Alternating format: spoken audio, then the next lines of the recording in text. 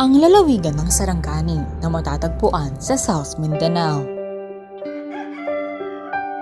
Dahil sa mataba at mayaman sa lupa ang Sarangani, kalimitang ikinabubuhay ng mga tao dito ay pagtatanim ng bungang kahoy, gulay, tagsasaka at maraming pang iba. Ngunit, sa mga pagkakataong dumaraan ang bagyo o anumang sakuna tulad ng pandemya ay apektado rin ang mga pamilyang umaasa sa kakarampot na hatid ng kanilang ikinabubuhay. Sa murang edad ay mulat na ang batang si Ezel sa ganitong klaseng pamumuhay.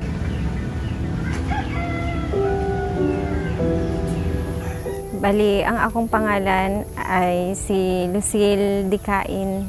Ang akong pangalan si Ezekiel Dicain. Ang akong lalaki si Juan, si Ezekiel Dicain. Ang babae, si Isil Dicain. Si Lucille na ina ni Ezel ay pilit na iginagapang ang kanyang mga anak sa araw-araw sa pamamagitan ng pagtitinda ng gulay mula sa mga itinanim ng kanyang asawa. Akong trabaho din, nag-farm lang, nag-tanom ng gulay, talong, sitaw, kung sa'yo matanom nila nga anahan ko sa income sa matag inadlaw, na siya. Bali, pag mag-harvest, every 3 days, ako po doon nagasuroy. Si Ezel at Ezekiel, ang kanilang dalawang anak, ay pangarap na makapagtapos ng pag-aaral. Nagtutulungan ang mag-asawang Ezekiel at Lucille para matustusan ang pang-araw-araw na pangangailangan ng kanilang mga anak. Taon-taon, sa tuwing sasapit ang ika-25 ng Abril ng kaarawan ni Pastor Apollo Sikibuloy, ay nagsasagawa ang butihing pastor ng malakihang kaarawan para sa mga bata. At isa, si Ezel at ang kanyang pamilya sa mga napiling mabigyan ng espesyal na selebrasyong ito. Muling nagtungo ang aming team para sunduin ang pamilya Dicain sa kanilang tahanan. Siyempre, nalipay mi. Excited kami sa among karon ka ng among pagkakaduan. Magka-ligo na po ko sa akong birthday karon. Bukod kay na Dicain family, marami ring mga bata ang naiimbitahan ni Pastor Apollo Sikibuloy mula sa iba't ibang panig ng General Santos City at Sarangani. Sayaw na me. Ha? Magsayaw na doon. Sayaw mo ikaw. Gusto niyo mag-swimming karon? Kasi birthday ni Papa Pastor. Ay, maligo sa swimming pool. Salamat! Salamat!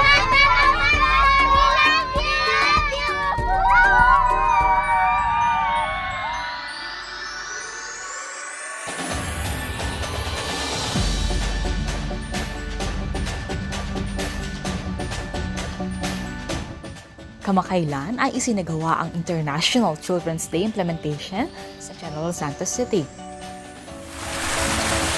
I see the wonder of your blue skies. Maraming bata ang dumalo sa nasabing okasyon. Go out of style. We all can bring hope and love for mankind. Be like a rainbow to Naging masaya ang mga bata. self cloud. 'Cause the big reveal, our hearts will sing. We are shining. Lumahok sila sa mga inihandang palaro. We're believing. Nagkaroon ng feeding program.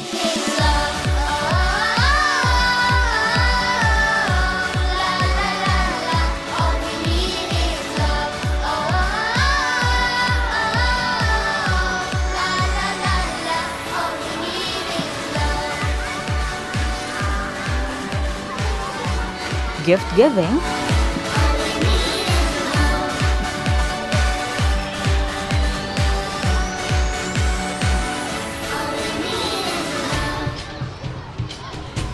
Thank you, Papa Pastor! Thank you, Papa Pastor! I love you! Ooh! Thank you, Pastor! We love you!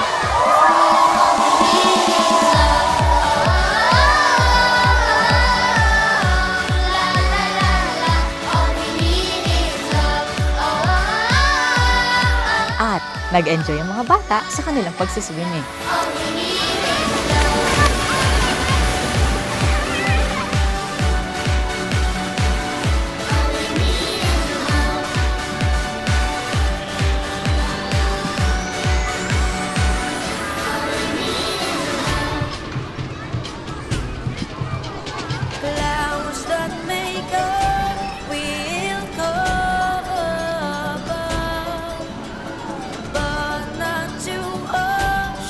Kabalo man ta nga kada birthday celebration sa atong mahal na pastor, Pastor Apollo Sikibuloy, dili gyud siya ang naga-birthday.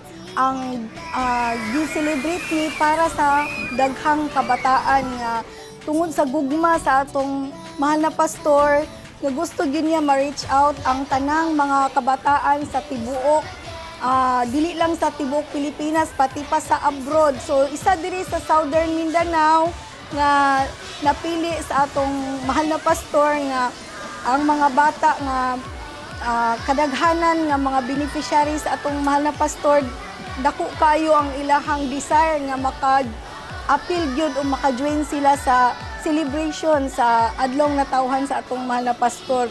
To Pastor Apollo Sikibuloy, Pastor, salamat sa tanan yun nga imong gihatag nga mga ilabi na gyud sa imong birthday karon nga imong gi-celebrate para sa mga kabataan. So dako akong pagpasalamat nga isak gyud kami nga kabahin sa imong birthday. Labi na akong mga anak nga si SLOC sikin nga kami isa gyud sa imong gi-invite karon sa imong birthday celebration. Ug akong ginabalik na ko ang pagpasalamat sa imong kaayo.